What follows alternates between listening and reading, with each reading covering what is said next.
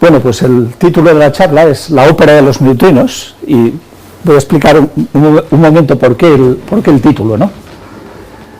Los neutrinos son unas partículas un tanto peculiares en sus propiedades y fueron propuestos en el año 1931 por Pauli, pero no fueron descubiertos experimentalmente hasta principios de los años 50.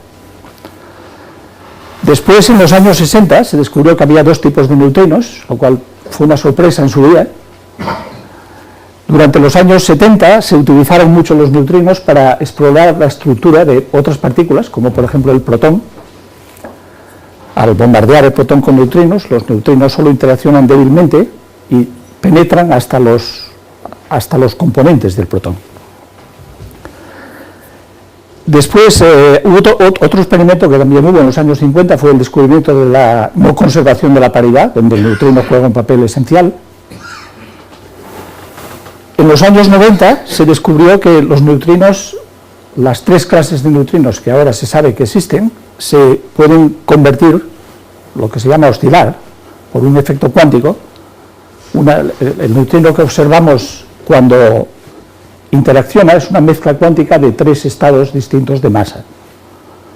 Es un fenómeno que es puramente cuántico. Esto se descubrió en los años 90 y tiene una implicación que es que los neutrinos tienen masa.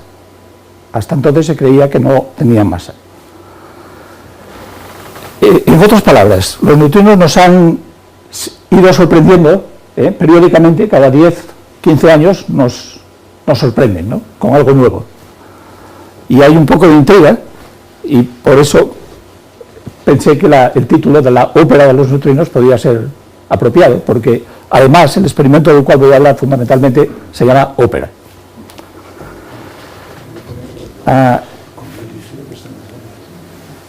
A ver si esto... Bueno. Sí, la historia esta comienza el 23 de septiembre del año pasado, donde, por sorpresa, la colaboración Ópera anunció que iban a dar una charla en el CERN, y hubo incluso un comunicado de prensa, donde iban a explicar que los neutrinos producidos en el CERN, que está en Ginebra, que son detectados a 730 kilómetros en Italia, recorren el trayecto a una velocidad que es ligeramente superior a la velocidad de la luz en el vacío. Entonces, bueno, esta es la publicación, que es más reciente, es del 17 de noviembre, y esencialmente los números son los mismos que se presentaron en la conferencia de septiembre, pero están más elaborados, ¿no? Es una colaboración entre varios países, 13 países, 36 instituciones y 200 personas. Yo voy a hablar de esto, pero no estoy participando en esto. He participado en un experimento muy similar que voy a mencionar, o sea que estos resultados, yo no tengo ninguna responsabilidad sobre los mismos. Estoy explicando lo que otros han hecho. El hecho es que, bueno, esto causó un gran revuelo, tanto en los medios científicos como en los medios de comunicación en general, y creo que se puede decir que si el resultado es cierto, el revuelo estaría justificado, puesto que si los neutrinos se mueven con velocidad mayor que la de la luz en el vacío, algo fundamental, pues, está mal, ¿no? Recordemos brevemente por qué la velocidad de la luz es un límite, ¿no? Como bien se sabe, Einstein basó la teoría especial de la relatividad en los dos postulados, de que las leyes de la física son covariantes y que la luz es invariante, es la misma, vista desde cualquier sistema de referencia. Que en cierto modo se puede arguir que es consecuencia del primer postulado, pero esto es otra historia.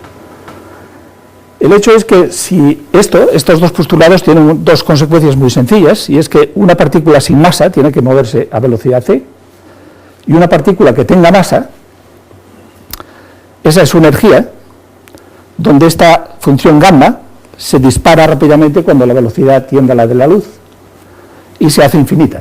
Eso quiere decir que para llevar a una partícula a una velocidad mayor que la luz, tendríamos que comunicarle una energía infinita, lo cual no tiene sentido. Por lo tanto, de ahí viene que la luz sea un límite, la velocidad de la luz sea un límite.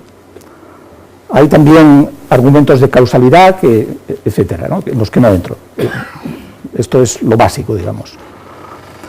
Bueno, pues el experimento este consiste en mandar un haz de neutrinos que se produce en un acelerador en el CERN, en Ginebra, a través de la Tierra, hasta un laboratorio que está en Gran Sasso, bajo un monte que se llama Gran Sasso, en Italia. La distancia, que hay que medir muy bien, después lo veremos, es de 730 kilómetros. La curvatura de la Tierra está exagerada, pero bueno, en el punto más profundo de la trayectoria está 11 kilómetros bajo el suelo. A este experimento, a estos experimentos se les suele llamar de long baseline, ¿no? Experimentos a distancia. No es el primero que se hace, es el tercero que se hace. El primero que... bueno, antes que explique esto, voy a decir que el experimento en realidad es muy sencillo conceptualmente. De lo que se trata es de medir la distancia y medir el tiempo que tardan en llegar los neutrinos. Y la velocidad es el cociente de espacio de tiempo, como todos sabemos desde la escuela primaria, ¿no? Es así de sencillo. No obstante, no deja de ser sorprendente que un haz de neutrinos se pueda mandar desde un sitio a otro, atravesando la Tierra. Esto ya no es tan sencillo. Y como decía, este no es el primer experimento que se hace de larga distancia. El primero que se hizo fue en Japón, a 250 kilómetros. Aquí hay un esquema también. Y en este experimento hemos estado involucrados dos grupos españoles en Barcelona, el mío, y en Valencia. Este experimento ya terminó y tenía como objetivo estudiar la oscilación de los neutrinos. En este experimento nunca se intentó, a nadie se le ocurrió medir la velocidad de los neutrinos. De hecho, se utiliza en cierto modo, pero a nadie se le ocurrió. Otro experimento que se hizo antes que el de Opera en Estados Unidos es de Fermilab a Minos, que es una mina de hierro que ya no está en explotación en Minnesota, que está exactamente a la misma distancia que el Gran Sasso del CERN, por casualidad, a 730 kilómetros. Es una casualidad. Y de hecho, esta otra línea que hay ahí es un nuevo experimento que está en preparación ahora, con otro haz distinto, es decir, con neutrinos de más energía para estudiar las oscilaciones. O sea que el experimento de Opera es el tercer experimento que se hace a larga distancia, ¿no? Pues el resultado es el siguiente. La velocidad de la luz es 299.792.458 metros por segundo. Esto es por definición, y dentro de un momento explico lo que quiero decir. La distancia entre el punto de producción de los neutrinos, salvo un matiz que después entraré en él, y el punto de detección es 731 kilómetros, 278 metros, con un error de 20 centímetros. O sea que el error relativo es 20 centímetros en 731 kilómetros. Bueno, pues el tiempo que tarda la luz en recorrer esa distancia es esto, en segundos, y el tiempo que miden, que los neutrinos tardan, es esto. La diferencia es 60 nanosegundos. Entonces, bueno, este es el resumen de la charla. Lo que tenemos que ahora es tratar de entender estos números y sus errores. Un número curioso es que la luz, en un nanosegundo, viaja unos 30 centímetros. De hecho, la luz viaja un pie por nanosegundo, con una gran exactitud. Es lo único lógico que hay en el sistema anglosajón de medidas, es que la luz viaja un pie por nanosegundo. O sea que 60 nanosegundos es unos 20 metros. Es como si los neutrinos recorriesen 20 metros más que la luz, en esa distancia. El resultado publicado, esto fue el resultado presentado en el CERN con sus errores, pero después con los refinamientos posteriores, el resultado publicado en ahora en noviembre, es este. Y estos son los errores. Estadísticamente, esto es muy significativo, son 6 desviaciones estándar. La velocidad relativa entre velocidad de los neutrinos y velocidad de la luz es 2.37 más menos 0.32 más estos errores por 10 elevado a menos 5. O sea que es del orden de 10 elevado a menos 5 porcentualmente la diferencia de las velocidades, con una precisión estadística de 6 sigma y sistemática. O sea que si las medidas están bien, el resultado es muy robusto desde un punto de vista de la medida. Decía hace un momento que la velocidad de la luz era esta por definición, y admito que yo esto no lo sabía, aunque es una historia antigua.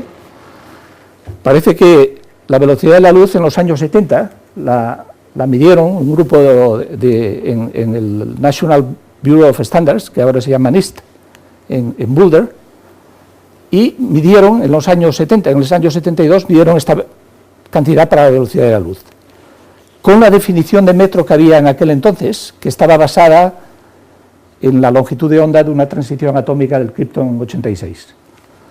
Parece que esta transición atómica, esta línea, no es totalmente simétrica, y se dieron cuenta enseguida de que no es una buena definición de la velocidad de la luz. Entonces, en el año 75 se adoptó que la velocidad de la luz por definición es esta. Entonces, cualquier medida que hagamos de la velocidad de la luz, en realidad lo que está modificando es la definición del metro, porque el metro es, por definición, lo que viaja la luz en 1 dividido por c segundos. Entonces, bueno, antes de explicar las medidas, voy a explicar un poco lo que son los neutrinos y por qué tienen esta propiedad tan extraña, si se quiere, de poder viajar a través de la Tierra sin que ser absorbidos. Los neutrinos son uno de los componentes básicos de la materia. Como es bien sabido, toda la materia ordinaria o bariónica está hecha de quarks y de leptones. Los átomos están hechos de protones, neutrones. Los protones, neutrones están hechos de estos quarks y de electrones. Y el neutrino aparece, pues, por ejemplo, cuando un neutrón dentro de un núcleo se convierte en un protón, emitiendo un electrón y un antineutrino en la desintegración beta. Y como es muy bien sabido también, esta estructura de la materia se repite en 3 generaciones, cuya diferencia es la masa de las partículas que la componen. Todas las otras propiedades, cómo interaccionan en particular, son idénticas entre las 3 generaciones. Entonces hay 3 clases de neutrinos. Hay un neutrino asociado al electrón y lo mismo un neutrino asociado al muón, que es la segunda generación de partículas, y un neutrino asociado al tauón. Desde hace menos sabemos que toda esta materia hecha de esto en realidad es solo el 4% de la materia de energía del universo. O sea que en realidad, a pesar de todo lo que sabemos sobre esto, sabemos muy poco sobre el universo en general, ¿no? Estas partículas, estos constituyentes de la materia, interaccionan entre sí por medio de interacciones básicas, que son la electromagnética, mediada por fotones, la fuerte, mediada por gluones, y la débil, que está mediada por los bosones W y Z. Los quarks, por definición, los quarks interaccionan de todas estas maneras. Cuando un quark se acerca a otro, intervienen todas las interacciones. Pero los leptones, por definición de leptón, no interaccionan fuertemente. Solo interaccionan a través de la interacción electromagnética, si tienen carga, y a través de la interacción débil, que está mediada por estas partículas llamadas W y Z. Los neutrinos, como no tienen carga, solo interaccionan a través del W y del Z. Y de ahí que su interacción sea muy, muy tenue, muy poco probable. Esto se puede cuantificar en lo que se llama la sección eficaz de interaccionar. Y la sección eficaz típica de la interacción de un neutrino con un nucleón es 10 elevado a menos 40 centímetros cuadrados. ¿Qué significa esto, grosso modo? Grosso modo significa que si tuviésemos un protón en un área de 1 centímetro cuadrado, tendríamos que mandar al azar 10 elevado a 40 neutrinos para que uno interaccionase. Grosso modo, este es el significado. Evidentemente, aquí entra la mecánica cuántica, etcétera, o sea que esto es una aproximación grosera, ¿no? Perdón, grosera, pero básicamente es esto. Cuando tenemos un haz de neutrinos y pasan cerca de los protones, la probabilidad de que interaccionen es pequeñísima. Hasta tal punto que si tenemos un haz de neutrinos que incida sobre la Tierra, pasan al otro lado de la Tierra más del 99.9%. Esto es lo que quiere decir. Son enormemente penetrantes. Sin embargo, si tenemos muchos protones en un detector, típicamente 10 elevado a 23 multiplicado por toneladas, lo que sea, 10 elevado a 28, por ejemplo, y tenemos muchos neutrinos, algunos van a interaccionar y vamos a poder detectarlos.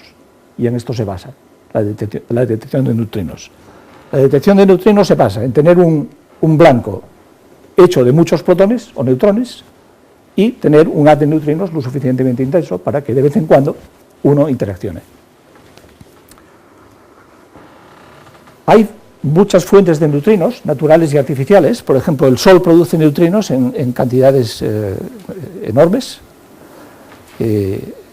A la Tierra nos llegan del orden de 10 elevado a 9 neutrinos por centímetro cuadrado por segundo, del Sol. Las supernovas producen una cantidad absolutamente incomprensible de neutrinos, 10 elevado a 53, ¿no? Del orden de 10 elevado a 53 neutrinos. Los rayos cósmicos, protones de alta energía que inciden en la atmósfera, también producen neutrinos secundarios, que se llaman neutrinos atmosféricos. Los reactores nucleares también, puesto que los productos de fisión son ricos en neutrones, y estos neutrones se desintegran de manera beta, emitiendo antineutrinos o neutrinos. En los aceleradores de partículas también podemos producir neutrinos, y esto es como se hace para el experimento ópera, y también hay un fondo cósmico de neutrinos que están allí desde el Big Bang, pero que tienen una energía muy pequeña y son muy pocos por unidad de volumen, del orden como los fotones del fondo de microondas.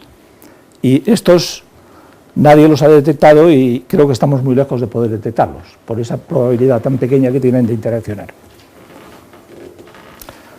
Bueno, pues como decía, el experimento ópera, en el experimento ópera lo que se hace es con los aceleradores del CERN se produce un haz de neutrinos y se envía hacia el detector en gran saso. ¿Cómo se producen los neutrinos? Esto es importante verlo porque después afecta a las medidas que vamos a tener que hacer. Pues lo que se hace es de un acelerador de protones, que se llama el SPS del CERN, se extraen neutrinos y se hacen chocar con un blanco. El blanco está hecho de carbono, el material de carbono, ¿cómo se llama? Grafito. El grafito es exactamente, está hecho de barras de grafito. Entonces, en las colisiones de los protones con el grafito, con el carbono, se producen partículas secundarias, sobre todo estas que se llaman piones y kaones. Estas partículas se desintegran en neutrinos. Entonces, bueno, por medio de unos campos magnéticos pulsados, se hace que estas partículas que son cargadas eléctricamente se dirijan en una dirección determinada, muy hacia adelante, se coliman, de manera que los neutrinos que salen sean lo más colimados posible, porque tienen que viajar 700 kilómetros. Esto se logra, pero no demasiado bien. O sea, cuando el haz llega al gran saso, que está a 730 kilómetros, la anchura del haz es un cilindro, ¿no?, de unos 2,8 kilómetros de diámetro. Y el detector va a ser una cosa relativamente pequeña allí. Sin embargo, esto es el estado del arte, es decir, nadie lo puede hacer mejor, la focalización esta de los neutrinos. Porque intrínsecamente los piones al desintegrarse, inevitablemente, independientemente de la dirección que vayan, los neutrinos van a salir a un pequeño ángulo, y ese ángulo se amplifica con la distancia. Bueno, pues este es el sistema de focalización. Después hay una zona de vacío hasta unos 100 metros, después hay una zona de 1 kilómetro donde se dejan que estas partículas se desintegren, es un tubo donde está en vacío, y después ya entran en la Tierra. El haz está ligeramente dirigido hacia abajo para que apunte hacia el gran saso. Y este es el proceso por el cual se producen neutrinos. La energía media de los neutrinos producidos es 17 gigaelectronvoltios. Este es un esquema de cómo se hace esto. El acelerador que los produce, aquí en este acelerador SPS se aceleran protones hasta 400 gigaelectronvoltios, que después se inyectan en este acelerador que es el LHC, es el inyector del LHC. Entonces, típicamente, el SPS está funcionando durante un cierto tiempo, inyectando en el LHC.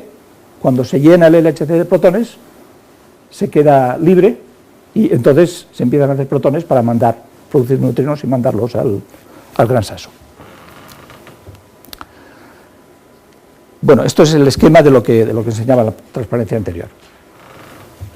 Aquí se ve por dónde van, pasan por debajo del Mont Blanc, llegan allí al L'Aquila, que es a las afueras del L'Aquila, que es donde está el laboratorio del Gran Sasso. Entonces llegan al detector ópera. El detector ópera está hecho de emulsiones fotográficas, que es una técnica muy, muy antigua de detectar partículas. Y la verdad que es un detector que podría decirse que es un detector de fuerza bruta, porque en lo que consiste es lo vamos a ver después, es un ladrillo, son ladrillos, como si fuesen ladrillos, ¿no?, que están hechos de placas de emulsión y plomo. Emulsión, plomos, es como un sándwich de emulsión, plomo, esto hace un ladrillo.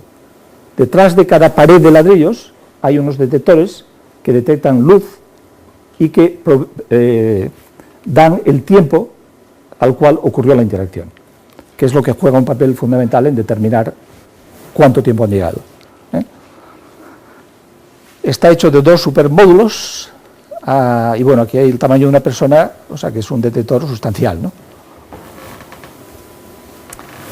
Este es el esquema de estos ladrillos. Hay el plomo, para que haya un material denso donde haya cuantos protones podamos tener, y un material activo que son emulsiones fotográficas. Cuando el neutrino interacciona, produce partículas secundarias cargadas. Esas partículas secundarias imprimen la emulsión fotográfica, que después se mira con un microscopio y se reconstruye la traza. Por ejemplo, esto es una interacción del neutrino. El neutrino llega aquí, produce varias partículas, y una de las partículas, como es un neutrino muónico, una de las partículas que produce es un muón, y el muón también es muy penetrante. Estas partículas son hadrones, están hechas de quarks, y por eso interaccionan rápidamente. El muón, que no interacciona fuertemente, puede atravesar todo el detector. También a veces se producen interacciones de neutrinos en la roca antes del detector, fuera del laboratorio, justo en la Tierra. Entonces, en esas interacciones, los muones que se producen pasan por el detector. Pero son muones que la única fuente posible son interacciones de los neutrinos un poco antes en la roca.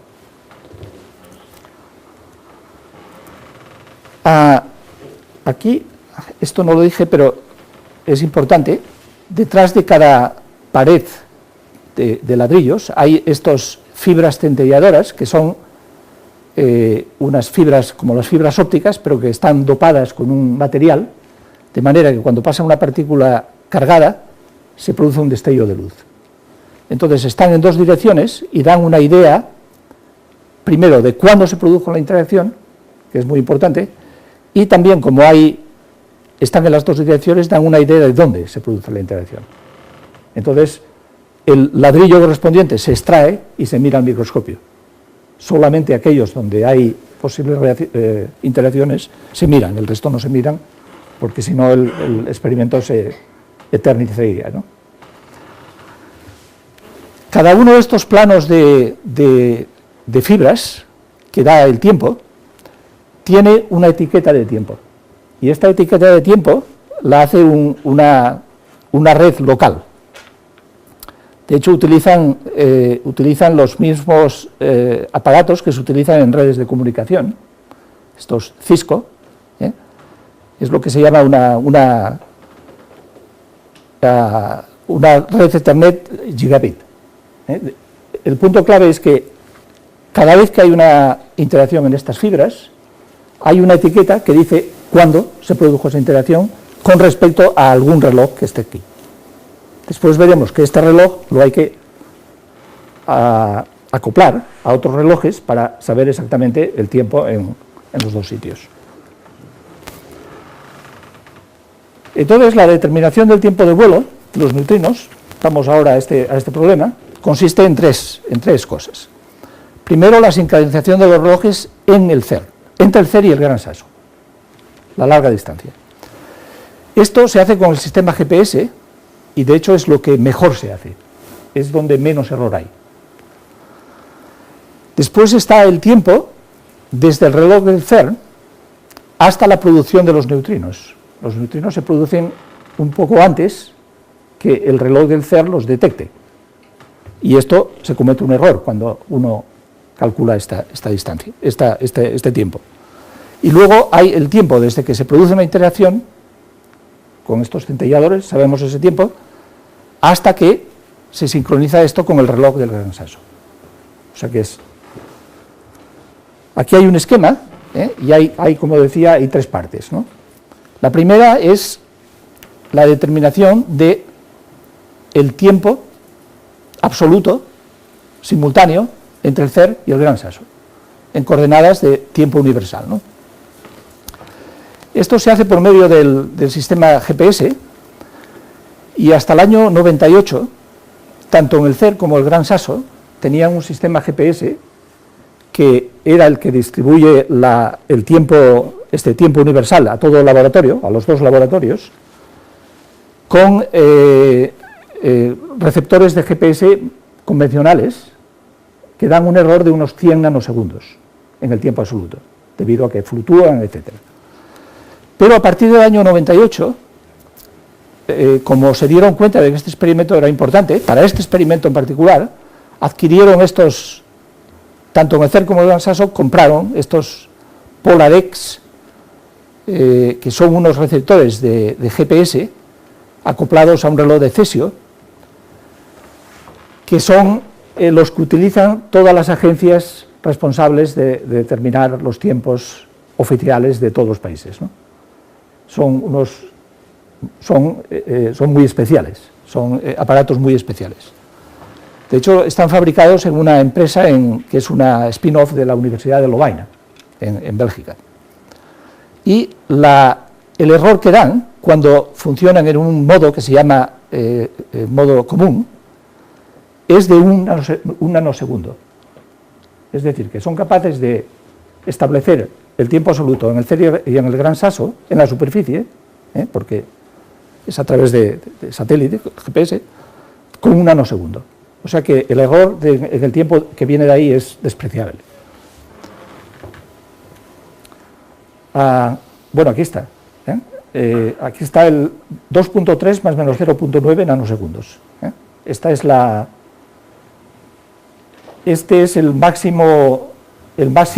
máxima discrepancia que ellos atribuyen a este tiempo absoluto. Este trabajo, que fue hecho por la gente del CERN y del Gran Sasso, se lo encargaron independientemente a las agencias de Suiza y de Alemania, que llevan estos temas a nivel del país, ¿no? Y los dos, independientemente, llegaron a la misma conclusión. O sea que esto está muy bien calibrado. equipo. Usaron el mismo equipo viendo y los mismos datos, viendo el mismo satélite. Por tanto, solamente demuestra que los dos saben lo que hacen. Sí, no, pero Cualquier problema que pueda haber, bueno, es común a los dos. es común a los dos, sí, pero esto tiene ventajas e inconvenientes, es correcto.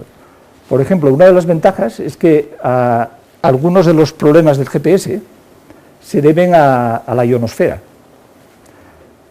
La señal que emiten, al pasar por una zona de la atmósfera, la ionosfera, pues se retrasa ligeramente, esto además fluctúa, y en este sistema de verlos a la vez, este problema se elimina, puesto que 700 kilómetros son muy poco comparados con la distancia de los satélites, o sea que pasan por la misma zona. Entonces esas fluctuaciones se eliminan de esta manera, ¿no?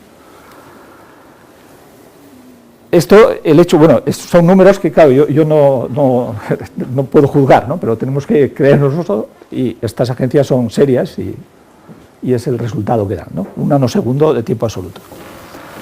Veamos ahora, brevemente también, cómo se determina el tiempo entre este aparato que está en el CERN y el punto de salida de los neutrinos, el tiempo de salida de los neutrinos.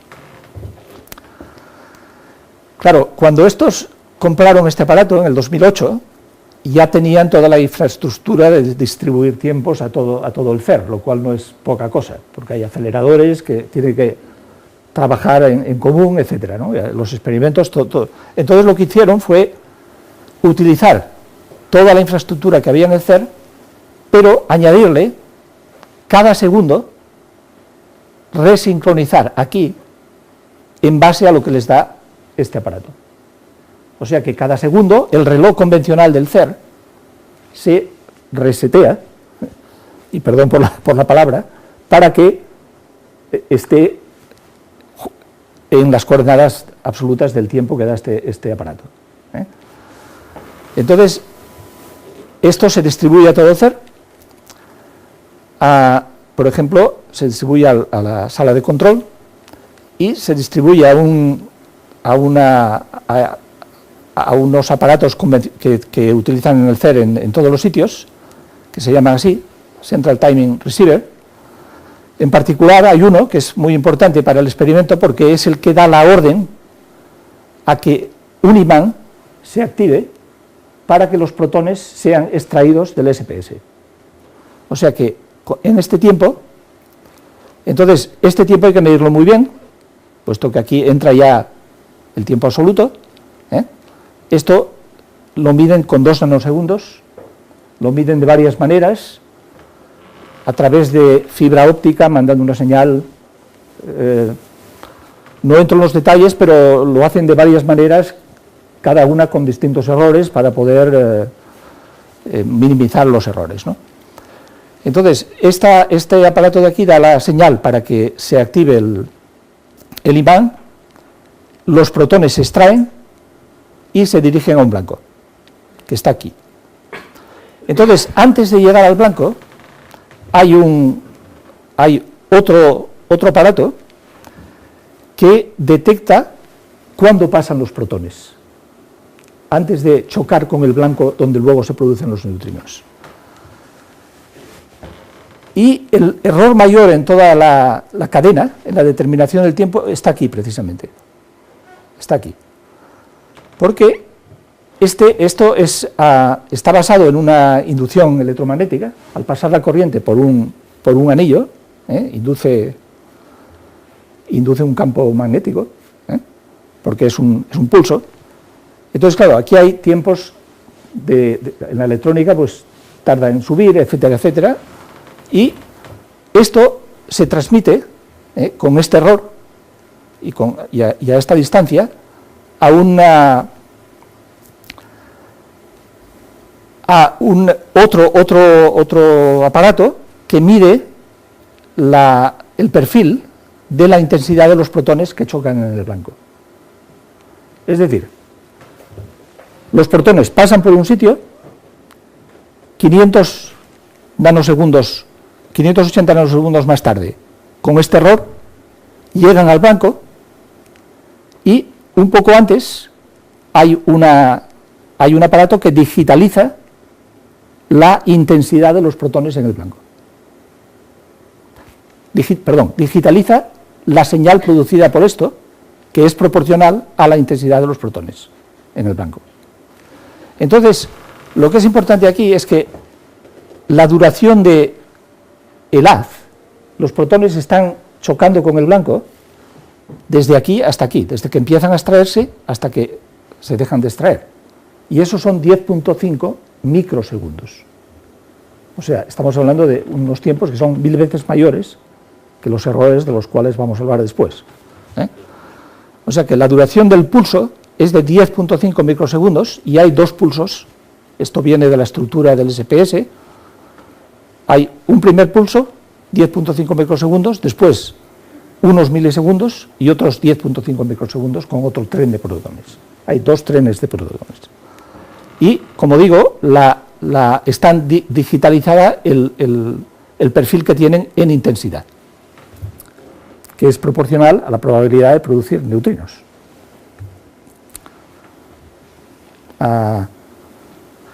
Esto ya lo enseñé antes, pero el aparato este para detectar el paso de los protones está por aquí.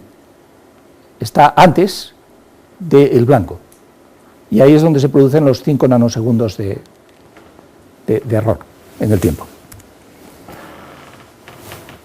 Aquí se ven los dos pulsos, el primer pulso y 50 milisegundos más tarde el segundo pulso. Y la estructura del pulso son estos 10.5 microsegundos del que hablaba antes. Entonces, los datos, lo que se hace es, este tiempo se transmite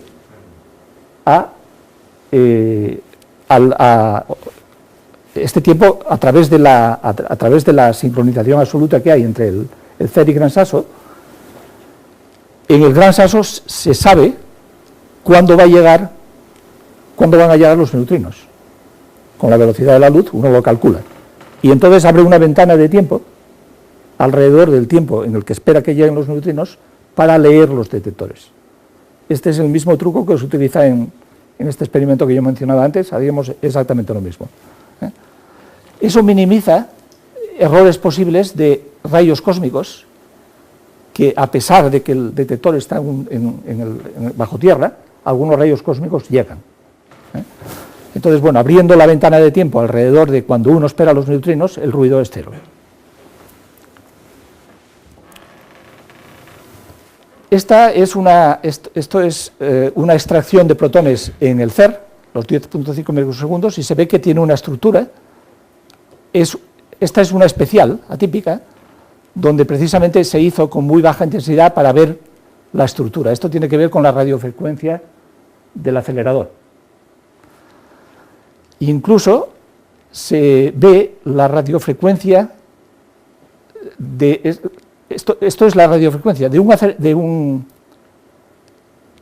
esta estructura se resuelve y se ve claramente que corresponde a la radiofrecuencia de la aceleración del SPS. O sea que se sabe, los 200 MHz corresponden a 5 nanosegundos.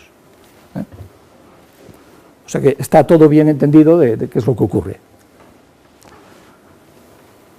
Bueno, entonces, lo que se hace con esto es lo siguiente. Cada uno de los perfiles de protones, que dura 10.5 microsegundos, se digitaliza y se normaliza la unidad. Eso es la distribución, eso sería la densidad de probabilidad de producir un neutrino, puesto que es proporcional a la intensidad. En ciertas unidades sería la densidad de probabilidad. Pues lo que se hace es sumar todas las densidades de probabilidad para todos aquellos pulsos que han producido neutrinos en el Gran Sasso.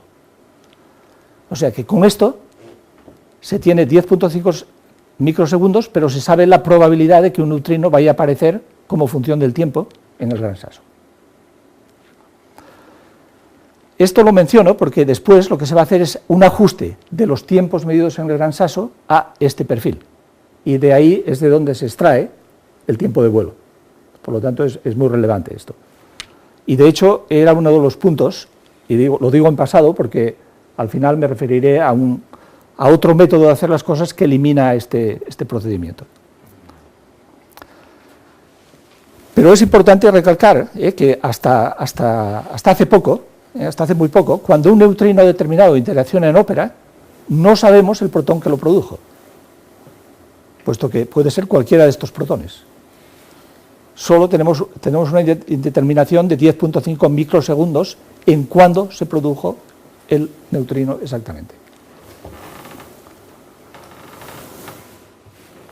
Bueno, pues algo parecido a lo que se hace en el CERN para determinar el tiempo, a través de toda esta cadena de aparatos que van alargando el tiempo, ocurre en el Gran Sasso.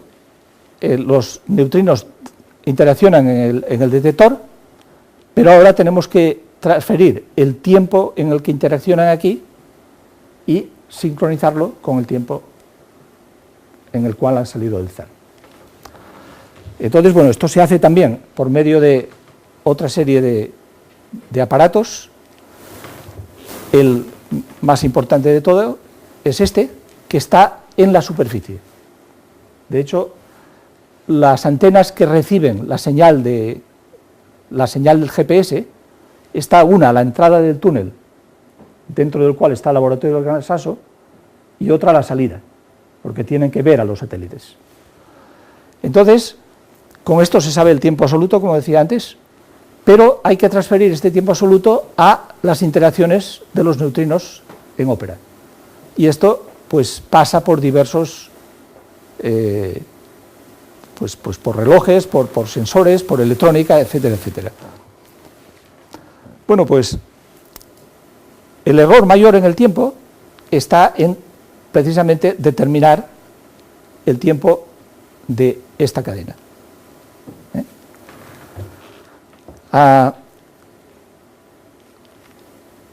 Bueno, esto es bastante técnico, pero al final, como decía antes, todos estos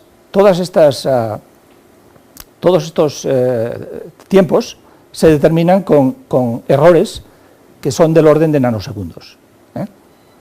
No hay ninguno que sea mayor de los 5 nanosegundos que mencioné antes, debidos a la producción en el CERN.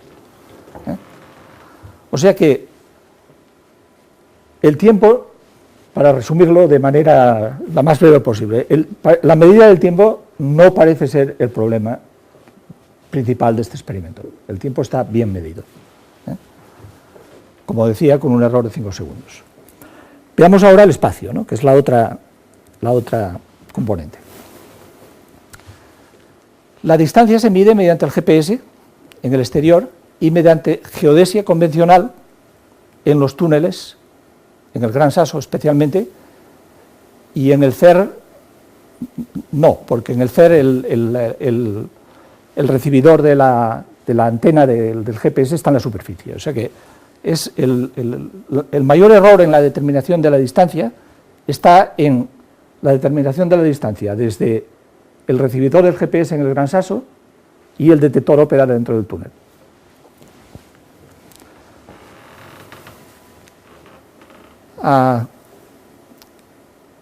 Todas estas partes de la producción de los neutrinos que intervienen en el CERN se conocen con precisión de milímetros, porque esto se mide, son estáticos y se mide con precisión de milímetros. La distancia entre las marcas del GPS en el exterior del túnel del Gran Sasso y en el exterior del CERN se determina con el GPS con una precisión de 2 centímetros. Esto se hace con un software especial.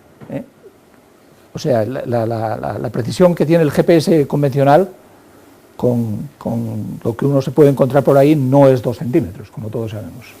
Pero los PolarX, más los relojes de Cesio, más este software, pues lo logran hacer con 2 centímetros de precisión. Y luego hay que determinar la distancia entre estas marcas en el túnel del Gran Sasso, en la parte de fuera, hasta el propio detector ópera. Y este paso se hace pues con la geodesia convencional, como decía antes. Sí, cómo no. Ese segundo paso de ahí, ¿por qué no se podría hacer con 2 receptores GPS, uno al principio y otro al final, y utilizando simplemente GPS y determinando la línea de base directamente. Porque el detector ópera está bajo tierra. Sí, pero las marcas están arriba. Las marcas están arriba. Entonces, las dos son asequibles desde el GPS. Sí. Y se puede determinar por VLBI o por GPS directamente. No, pero no hasta el detector ópera. Se determina hasta la entrada del túnel. Ya. Pero luego dentro del túnel hay que entrar en el laboratorio y hay que saber... Los 2 centímetros son con respecto a ópera, no aquellos milímetros que estamos hablando arriba. Aquí hay milímetros, aquí hay centímetros. Lo de arriba es en el laboratorio mismo. Sí, esto es el error del GPS entre el CER y la entrada del túnel del Gran Sasso. Los 2 centímetros. Entre el CER y la entrada del túnel. Entonces, entre la entrada del túnel y el detector ópera, se añade un error que llega a los 20 centímetros, que es la precisión máxima.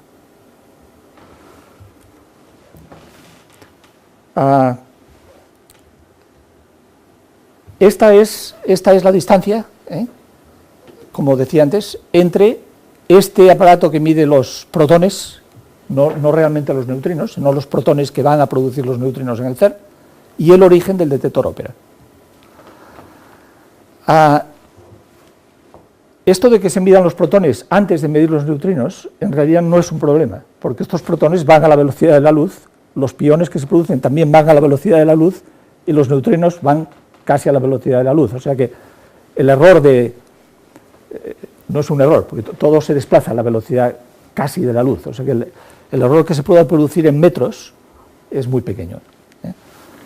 El error, como digo, está determinado, los 20 centímetros es debido a pasar de la entrada del túnel al detector ópera de manera absoluta. El sistema que se utiliza, el sistema en el cual se pone el origen de ópera, es un sistema que está en estas coordenadas 3D, que son unas coordenadas ancladas a la placa tectónica euroasiática, que se está desplazando con respecto a América, ¿no? Se está desplazando hacia el nor, o se está alejando hacia el noreste, ¿no? Entonces, es interesante, y lo muestro aquí, que esto se puede ver. Esto es el continental, ¿cómo se llama? El continental drift, ¿no? El desplazamiento continental, medido desde el año 2008 a 2010. La deriva continental. La deriva continental. Se está alejando alrededor de 2.5 centímetros por año, Europa de América, y en un buen día se alejó 7 centímetros. Y ese buen día es el terremoto del Áquila. Se ve perfectamente. Un desplazamiento brutal en un día. 7 centímetros. Pero esto da idea, aquí se ven las fluctuaciones, da idea de la precisión del sistema GPS, es impresionante, ¿no? Bueno, el otro... sí, en la determinación del tiempo de vuelo interviene también un poco el análisis de cómo se leen los neutrinos en el detector ópera, y después cómo se tratan estadísticamente, ¿no? Como decía antes, los neutrinos llegan en un tren, los protones llegan en un tren y por lo tanto los neutrinos también. Estos son 2 sucesos típicos de neutrinos en ópera, 2 sucesos reales. Este es una corriente cargada en la cual se produce un muón. Esta es una corriente neutra en la cual el neutrino no se convierte en un muón. Esto está mediado por el bosón W y esto está mediado por el bosón Z. Es tan gráfico como esto, ¿no? Se sabe simplemente mirando. El número de sucesos de neutrinos que encontraron es 15.223, la mitad son internos, son de este tipo, y la mitad son muones que se producen en las interacciones de neutrinos justo antes del detector en la roca, pero que atraviesan el detector, y se pueden utilizar también para medir el tiempo.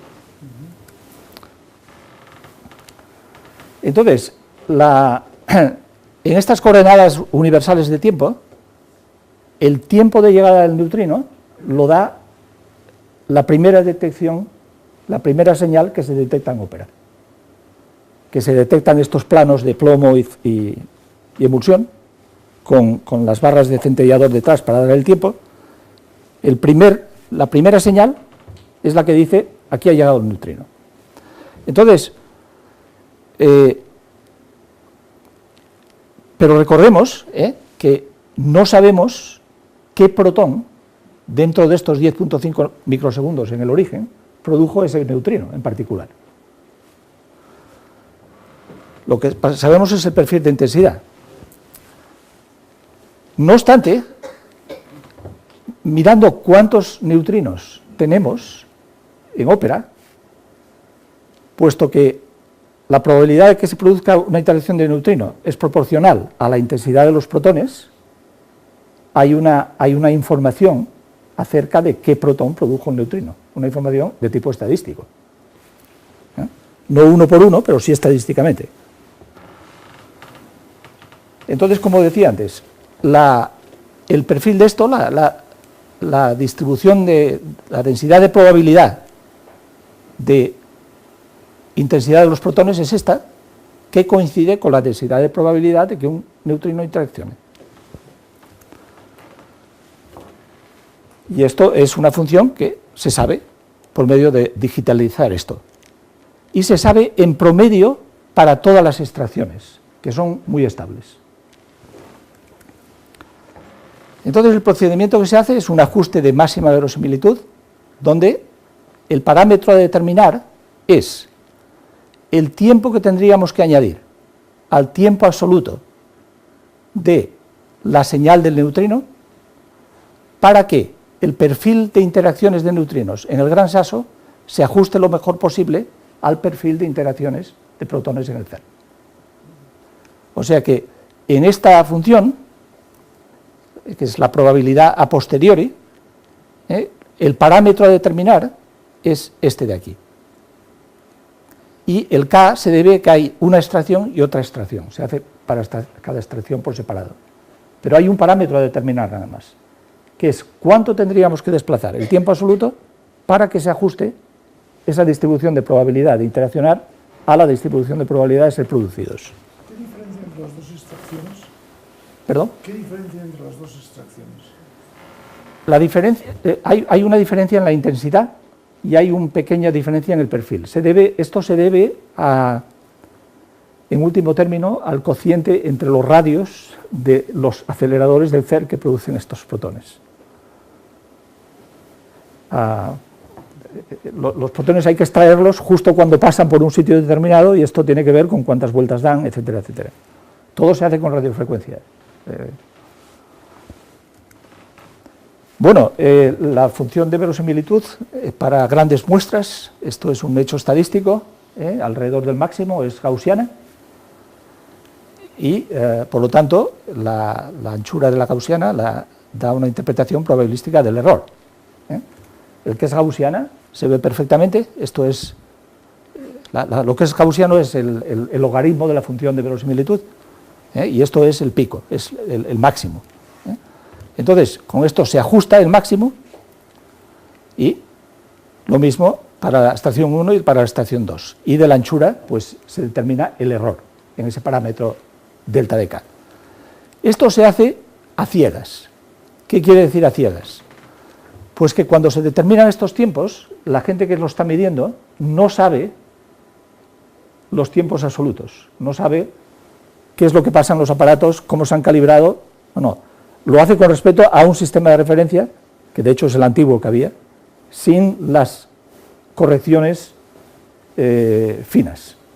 Entonces, de esta manera nadie puede sesgar el resultado para que salga lo que tiene que salir. Entonces, bueno, aquí se ve que el máximo de este delta de K, que es esto, está en estas unidades en alrededor de 1040 nanosegundos. Ahora, cuando pongamos la corrección real a este 1040, teniendo en cuenta la determinación del tiempo absoluto, es cuando nos vamos a encontrar con la diferencia real. Y esto está hecho aquí.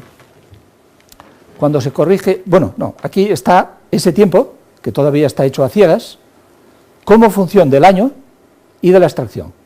Extracción 1, extracción 2 en el año 2009, extracción 1, extracción 2 en el año 2010, 2011. Se ve que es estable esa diferencia de tiempo. Y el error, que es lo que importa, porque lo otro va a ser una sustracción, es 7.8 nanosegundos. Cuando se ponen todas las correcciones finas de las que hablaba antes, tanto en la parte de ópera como en la parte de CER, la corrección total es esta. Y al hacer la diferencia,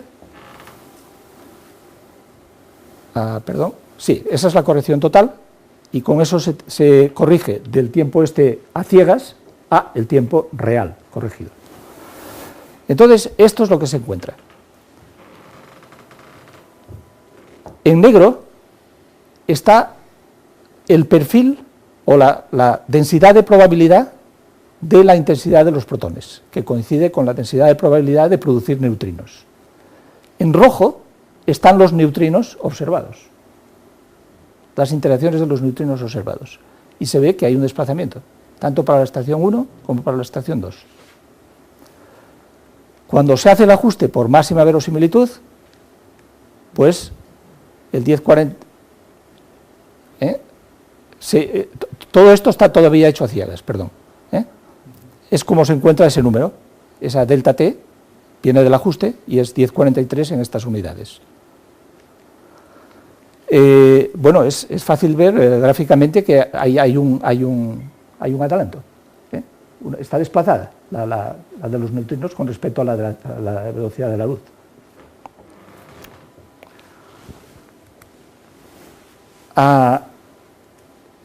Normalmente cuando se hace un ajuste de este tipo y la distribución es más o menos plana, casi toda la información estadística viene de los extremos, y esto parece es bien sabido.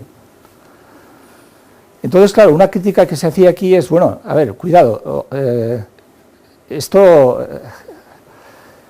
la información en realidad está aquí, pero el desplazamiento se hace sobre todo por esto, ¿no? Por los extremos, donde la estadística es mucho menor. No es del todo cierto, porque aquí hay una cierta estructura, y esta estructura juega un papel también, probabilísticamente. Pero sí que es verdad que, bueno, es una distribución más bien plana, con dos caídas muy fuertes, que es cuando los protones, ¿no? Pero bueno, en detalle, este es el ajuste en las colas. Y, bueno, se reproduce muy bien.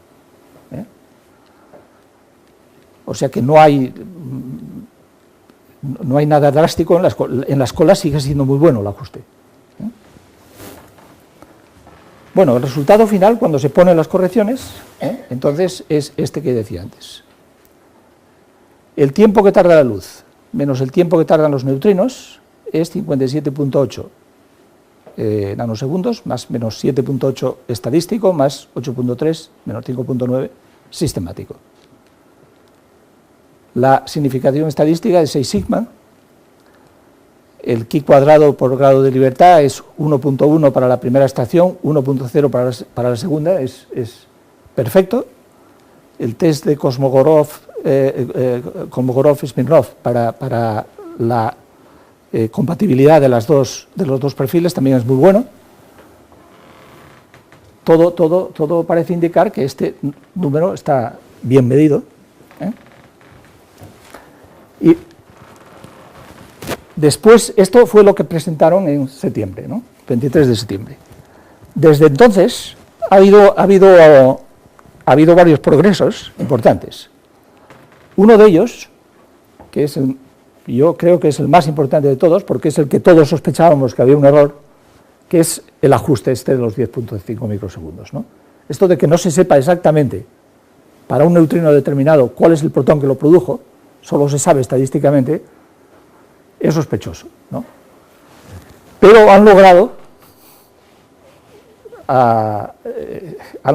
resolver ese problema, midiendo exactamente un protón y su correspondiente neutrino. Y esto ha sido posible, voy a volver atrás, ya que me he puesto a esto, voy a explicarlo. Esto ha sido posible porque durante un cierto periodo, donde seguramente se estaban haciendo reparaciones en el LHC, se utilizó el SPS para extraer de una manera distinta. Hacer extracciones muy cortas, separadas por 524 nanosegundos. Esta extracción es muy poco, dura 3 nanosegundos. Entonces, 3 nanosegundos es mucho menos que los 50. Entonces, lo que se hace ahora es ver, y la separación, por otra parte, es mucho mayor, 10 veces mayor que los 50, o sea que es perfecto. Se manda un protón, o unos protones, se ve si hay neutrinos o no. Se manda a los siguientes, si hay neutrinos o no. Entonces, se sabe exactamente si un neutrino determinado ha sido producido por esta extracción, por esta o por esta. Y con esto, en ese periodo de tiempo, han logrado medir 20 interacciones de neutrinos, y esta es la distribución del tiempo después de hacer todas las correcciones. Está alrededor de 60, o sea, coincide exactamente con el otro. Así que el error queda 57, ¿no? El error debido a este procedimiento estadístico no es tal. Para mí esto es realmente da una credibilidad enorme a todo este procedimiento. ¿Y los errores sistemáticos? Los errores sistemáticos no he hablado de ellos porque es muy técnico y largo, pero son del mismo orden, no son mayores. Una pregunta. Sí, sí. Consecuencia de que coinciden perfectamente los patrones Sí. de intensidad producida y final. Exactamente, Y interacción. además, luego con este segundo tipo de experimento coinciden también Sí. los tiempos siempre. Quiere decir que todos los neutrinos son exactamente igual desde rápidos, con independencia de su energía. ¿Todos tienen la misma energía? Ahora mismo vemos esto.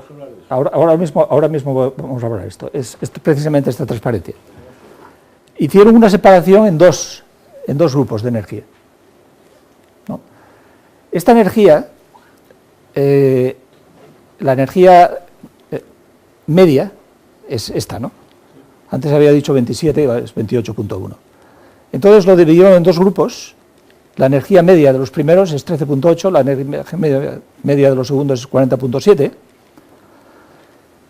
La energía de los neutrinos no es una cantidad bien conocida, porque, claro,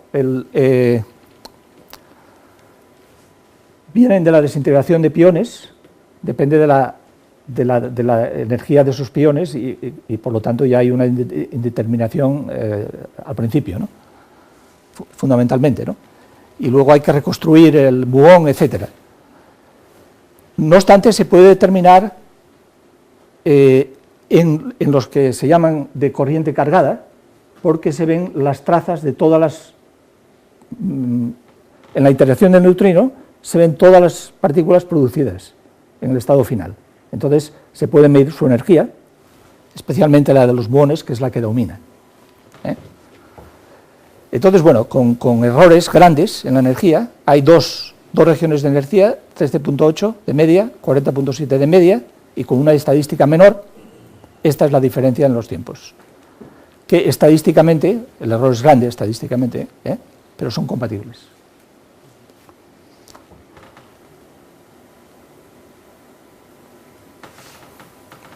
Otras cuestiones, ¿no? Efectos de la extracción. Como digo, esto en septiembre era una incógnita, pero ya ahora no, porque han hecho este test de hacerlos uno por uno y funciona, ¿no? Efectos en el blanco. Esto, cuando la extracción se hace durante 10.5 microsegundos, uno puede pensar en muchos efectos, ¿no? Por ejemplo, imaginemos que los protones entren en el blanco y el blanco se deforme por temperatura.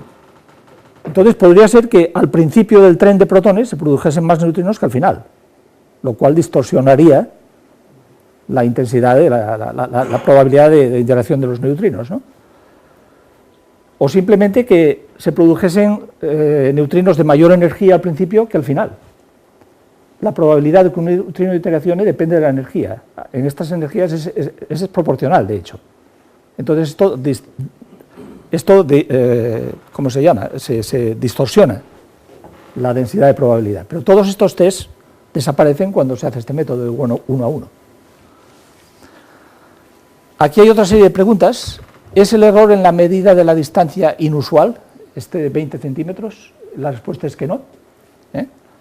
Que los 2 centímetros que se hace con el GPS es lo normal, que hacen todas las agencias que se dedican a esto. Hay efectos debidos a la rotación de la Tierra, por ejemplo, efectos de relatividad general.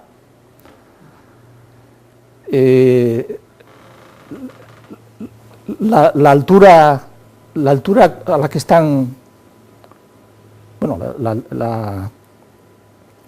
sí, la altura sobre la Tierra a la que está el haz y el detector es distinta, ¿no?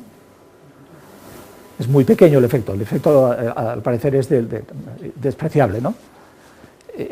También hay gente que ha calculado efectos de desplazamiento del sistema, del drag, no sé cómo se dice. Arrastre de inerciales. Arrastre de inerciales. No había oído nunca la expresión en castellano, ¿no? Es un efecto de la relatividad general, pero todos estos efectos son 10 elevado a menos 9 o menores, ¿no? Mucho menores, de 10 elevado a menos 9. Alguien dijo, entre las preguntas que se hicieron en el CERI, yo creo que es una pregunta, es correcto, ¿no? El retraso son de 50 nanosegundos. Sin embargo, los retrasos que entran en las correcciones, los vimos antes, son del orden de 1000 nanosegundos. No deja de ser una corrección mayor que el efecto que se mide, pero bueno, para eso están los errores, ¿no? Claro, ¿qué se va a hacer, no? Retrasos en las antenas de los PolarX. Los PolarX, estos son muy precisos, pero tienen antenas para recibir la señal. Habrá un tiempo de tránsito entre la antena y la activación interna de... Quizá haya partículas que entran directamente en los fotomultiplicadores. Esto no lo leí antes porque es un asunto más bien técnico. La medida de la llegada de los neutrinos se hace en base a la luz que se produce en los centelladores. Entonces la luz entra en un fotomultiplicador. El fotomultiplicador funciona por efecto fotoeléctrico. Lo que hace un fotón que entra en el fotomultiplicador es desprender un electrón. Una vez que se desprende el electrón, hay un campo eléctrico, hay una serie de placas donde se acelera el electrón y va chocando con las placas y se amplifica. Entonces hay un efecto que es muy bien conocido en los fotomultiplicadores, en el que el tiempo de subida de la señal depende de la intensidad de la señal. Entonces, como el tiempo se determina disparando lo que se llama un discriminador, cuando pasa por encima de un nivel. Pero el tiempo que se tarda en llegar al nivel depende de la cantidad de luz que llegue, y esa cantidad varía. Entonces ahí hay un efecto que hay que corregir. Se llama time walk en inglés, es un efecto muy bien conocido. Y podría ser incluso que alguna partícula, por ejemplo un muón, entrase directamente en el fotomultiplicador y no produjese el efecto fotoeléctrico en la superficie del fotomultiplicador, sino en una de las placas. Uno puede pensar en mil cosas, ¿no? La verdad es que yo sepa, nadie ha logrado decir si esto está bien o esto está mal. Es decir, ¿está todo bien medido? Sí. Termino. Sí. No, es que era una pregunta muy ingenua. Sí. Yo es que veo llegar a los protones, pero no veo salir los neutrinos, y sí veo llegar los neutrinos al gran saxo. Es decir, ¿cuál es la función respuesta entre los protones, la llegada de los protones, digamos, al grafito, y Sí. la respuesta? Digamos que se identifique qué tal protón. Sí. Va a salir tal. Sí. ¿Cuál es el delay? El delay, ¿Cuál sí. es el delay? Sí. ¿Eso realmente está bien medido? Es lo que decía antes, está medido con el error de los 7 nanosegundos. Es lo que domina. Estos delays. El delay de producir el neutrino en el propio detector. No, eso es inmediato. Eso es inmediato. Son secciones eficaces débiles. La interacción misma ocurre en tiempos instantáneos a todos estos efectos. no es una reacción química. Y el Un blanco es proceso. siempre el mismo, se puede cambiar de blanco. El grafito se cambia de vez en cuando, sí, porque las barras se van deteriorando. Pero en todo caso, Pero son varias. se podía mover el detector, aunque sean 700 kilómetros, y llevar cerca de la emisión, con lo cual tendrías una referencia mucho mejor, ¿no? La diferencia se debe a la distancia del mismo detector. Es muy grande, pero en el CERN sí hay detectores de este tipo. Sí, no, ahora menciono esto. Hay otros dos experimentos anteriores que se han hecho para esto, ¿no? Uno es el MINOS, de Estados Unidos. Este hizo la medida. K2K, como dije, ni se nos ocurrió. En MINOS sí que hicieron la medida y salía una discrepancia entre V menos C dividido por C del orden de 10 elevado a menos 5, pero el error era una sigma, o 1.2 sigma, era irrelevante. El error era el mismo orden que el error estadístico, el valor de la cantidad medida. Entonces, el límite que hay en la V menos C dividido por C, el más preciso de todos, es el que viene de la supernova 1967A, puesto que hay si los neutrinos fuesen más veloces que la luz, los neutrinos de la supernova 1987A hubiesen llegado años antes. Pero son neutrinos de energía. Pero son de energía muy, muy baja. Entonces, esta es la única cosa que se puede arguir. Como la energía es muy distinta, en un caso estamos hablando de megaelectronvoltios, en otro estamos hablando de gigaelectronvoltios, o menos, o de menos de También MEV. es curioso que Sí. la velocidad está superior a la luz, Sí, que depende de la energía en principio, Sí. ¿no? Y sin embargo los fotones llegan todos a la misma velocidad con independencia de la energía. Si no, pues tendrían los espectros estelares sí, unas diferencias brutales. sí. No son No, fotones, son neutrinos, pero sin embargo se comportan como los fotones, porque llegan todos más o menos a la misma velocidad. Esto es correcto, sí. No hay una dispersión. No hay dispersión. No hay dispersión. La dispersión de los fotones, por cierto, se ha comprobado también a muy altas energías, con el detector MAGIC, está en La Palma, para rayos gamma de miles de Hz. No sistemáticamente, no. Entonces ahí es donde estamos. Este es el resultado final y tengo que terminar con una frase que está en el papel, y es que, dada la importancia potencial del resultado, no intentamos de manera deliberada discutir interpretaciones fenomenológicas de los mismos. De hecho, cuando hicieron la presentación dijeron: esto es algo que encontramos y lo presentamos para discutir, pero no estamos todavía diciendo hemos medido, tenemos que hacer más checks, ¿no? Y bueno, hay ideas, por ejemplo, hay una idea que parece que ser que hay empresas que a través de la fibra óptica que está en todos los sitios ahora son capaces de medir distancias muy bien. Se les paga y saben exactamente conectar el CERN con el Gran Sasso a través de fibra óptica con todos los pasos intermedios y pueden mandar una señal, recibirla de vuelta y determinar tiempos y distancias. Los GPS, no sé, también podría venir de ahí, pero, o quizás sea un efecto real. Otra pregunta, si puedo. También, sí, yo he terminado, he terminado con esto.